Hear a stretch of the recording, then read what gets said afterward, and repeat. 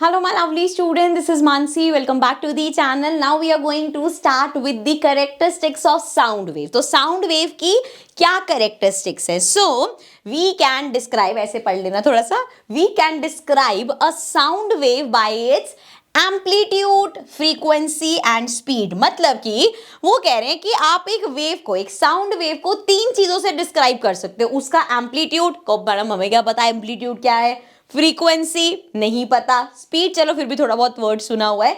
सो इन तीन चीजों से हम एक साउंड वेव को क्या कर सकते हैं, डिस्क्राइब कर सकते हैं। वो ये तीन चीजों को जरा ढंग से पढ़ लेते हैं, है क्या, एक एक करके करते हैं। सबसे पहले है एम्पलीट्यूड। एम्पलीट्यूड क्या होता है, बहुत मैंने अपनी तरफ से ट्राई किया। देखो आई नो कि बड़ी छोटी सी डेफिनेशन है एंड आई ऑल्सो नो कि आप और जगह से कहीं से नोट्स या आपकी स्कूल टीचर ने बहुत अच्छे नोट्स बनाए होंगे। आप ज़्यादा लंबी डेफिनेशन भी कर सकते हो। मैं सिर्फ, मेरा मोटिव था कि आपको सिंपलेस्ट वे में समझा सकूं, तो शायद मैंने वन लाइन की ली है। तो आप बड़ी सी डेफिनेशन भी लिख सकते हो, मतलब अगर समझ में आएगा तो आप एक ही चीज़ को 10 लाइनों में लिख सकते हो, ठीक है ना। चलो, एम्पलीट्यूड क्या होता है? The amplitude of a sound wave is the measure of the height of the wave. अरे ये तो बड़ी इजी है, एक वेव की कितनी हाइट है उससे हम बता सकते हैं। जितनी हाइट है वो उसका एम्पलीट्यूड होता है। जैसे कि यहाँ पे देखो, रेड वाली अगर हम बात करें तो ये दिख रही है, इसकी हाइट कितनी छोटी है। ये होता है लो एम्पलीट्यूड। अब अगर ग्रीन वाली की बात करें, रेड वाले से तो ज्यादा है, तो वो हो गया हमारा मीडियम एम्पलीट्यूड। एंड अगर हम ब्लू वाली की बात करें तो उसकी हाइट देखो कितनी ज्यादा है, वो हो गया हमारा high amplitude. Also amplitude define if the sound is loud और सॉफ्ट। एम्पलीट्यूड ये डिफाइन करता है कि कोई आवाज लाउड है या सॉफ्ट है। ऑल्सो दो चीजें यहां पे मैं समझा देती हूं। जब भी हम एक वेव की बात करते हैं, जैसे हमेशा ये हो गया और इस तरीके से हम वेव बनाते हैं, लेकिन यहां पे क्या वेव, ये एक वेव है या ये पार्ट एक वेव है या ये पूरा एक वेव है, या यहां से लेके इस तरीके तक करेंगे तो एक वेव है। तो आपको पता होना चाहिए जब हम वेव की बात करते हैं, इस पॉइंट से स्टार्ट होके नीचे से होके यहां तक, ये हमारी एक वेव काउंट होती है, ठीक है। This is one wave. अब यहां पे देखो, ये वन हो गई, कलर चेंज करते हैं, यहां से हमारी ये दूसरी, ज्यादा ऊपर तक ले गई मैं, सॉरी, यहां तक है सिर्फ, ठीक है ना। रुको यार, कलर चेंज करके बता देते, कहोगे मैम ने कंफ्यूज कर दिया। ये हो गई हमारी सेकेंड वेव, ठीक है जी, समझ में आया। इस तरीके से जब हम वेव बोल रहे हैं तो यहां से लेके यहां पॉइंट तक ये हो गई एक वेव। तो जब मैं एम्पलीट्यूड की बात कर रही हूं, देखो जरा, एम्पलीट्यूड क्या है, ये वाला पार्ट, ठीक है ना। जैसे कि यहां पे ये बना हुआ ना, ये जो मेरा पार्ट है, दिस इज एम्पलीट्यूड। अब ये यहाँ पे इस केस में कितना छोटा है, इस केस में थोड़ा बड़ा हो गया। और अभी हमने कहा ये बताएगा आवाज लाउड है या सॉफ्ट है, यहाँ पे छोटा है तो this is quieter and this one is, क्योंकि ये बड़ा है, दिस इज लाउडर, और ज्यादा बड़ा होगा जी और ज्यादा लाउड आवाज होगी, ठीक है। तो ये समझ में आ गया, ये जो हाइट है यहां से लेके यहां तक। अब हाइट में ये मत कर देना कि ये पूरा हाइट, नहीं भाई, ये जो कर्व हमारा बन रहा है उसमें जो ये वाली हाइट है या नीचे वाली हाइट है, दोनों सेम ही होंगी, वो है हमारा amplitude. I hope this is clear. Next पे चलते हैं। नेक्स्ट था हमारा फ्रीक्वेंसी। फ्रीक्वेंसी क्या होता है, the total number of waves produced in 1 second is called the frequency of the wave. अब जैसे मान लो यहां से लेके यहां तक का टाइम 1 सेकेंड है दोनों केसेस में, ठीक है। यहां पे भी ये भी 1 सेकेंड है, ये भी 1 सेकेंड है। अब अगर हम इस केस में देखेंगे तो यहां पे 1 सेकेंड में 1 2 3 कितनी वेव प्रोड्यूस हुई है, 3। और इस केस में देख लो जरा, 1 2 3 4 5 6 7 7। यहां पे फ्रीक्वेंसी ज्यादा है, बिकॉज नंबर ऑफ वेव्स, दोनों का टाइम वही है, ये भी 1 सेकेंड में प्रोड्यूस हो रहा है, ये भी 1 सेकेंड में प्रोड्यूस हो रहा है, लेकिन इसकी फ्रीक्वेंसी ज्यादा है। दिस इज हाई फ्रीक्वेंसी, क्योंकि वेव्स जो प्रोड्यूस हुई है वो ज्यादा प्रोड्यूस हुई है, ठीक है। This is low frequency and this is high frequency, okay. And also the SI unit, frequency की जो हमारी एसआई यूनिट होती है, दैट इज हर्ट्ज, जिसको शॉर्ट फॉर्म में HZ लिखा जाता है, ओके जी। नेक्स्ट पढ़ते हैं, इसको कर देते हैं रब। चलो आगे बढ़ जाते हैं। नेक्स्ट है हमारे पास द डिस्टेंस बाय विच, अच्छा स्पीड, स्पीड ऐसा नहीं है कि भाई कोई नई चीज़ है। स्पीड क्या होता है, हमने जब भी पढ़ा है फॉर्मूले से अगर बात करें तो स्पीड हमेशा हम बोलते हैं डिस्टेंस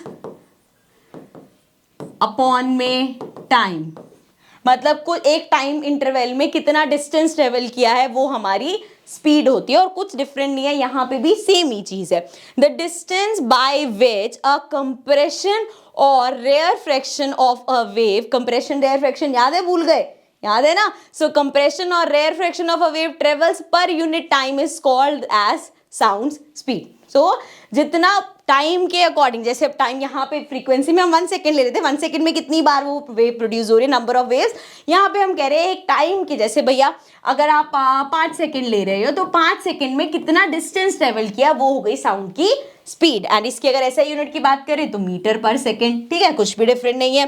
जैसे कि यहाँ पे देख लो, यहाँ पे अगर वो एक वेव का देख रहे हैं, इस वेव का देख रहे हैं, सो इतने इसने कितना डिस्टेंस ट्रेवल किया और कितने टाइम में इतना डिस्टेंस ट्रेवल किया वो हो गई स्पीड, ठीक है। ये तो हमें समझ में आ गया, हमने देख लिया, मैंने बताया था 3 चीजें जिससे हम एक साउंड वेव को डिस्क्राइब कर सकते हैं, एम्पलीट्यूड, फ्रीक्वेंसी, स्पीड, तीनों हमने पढ़ लिया। अब इसके बाद भी हमारे पास कुछ इंपॉर्टेंट टर्म्स है जो कि आपको जरूर पता होनी चाहिए, एक एक करके देखते हैं फटाफट से।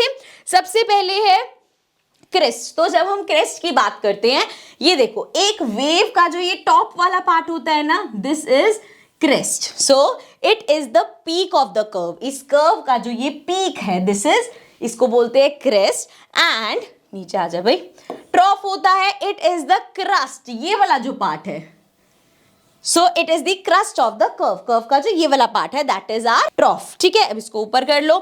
नेक्स्ट है वेवलेंथ। अब ये वेवलेंथ क्या होता है?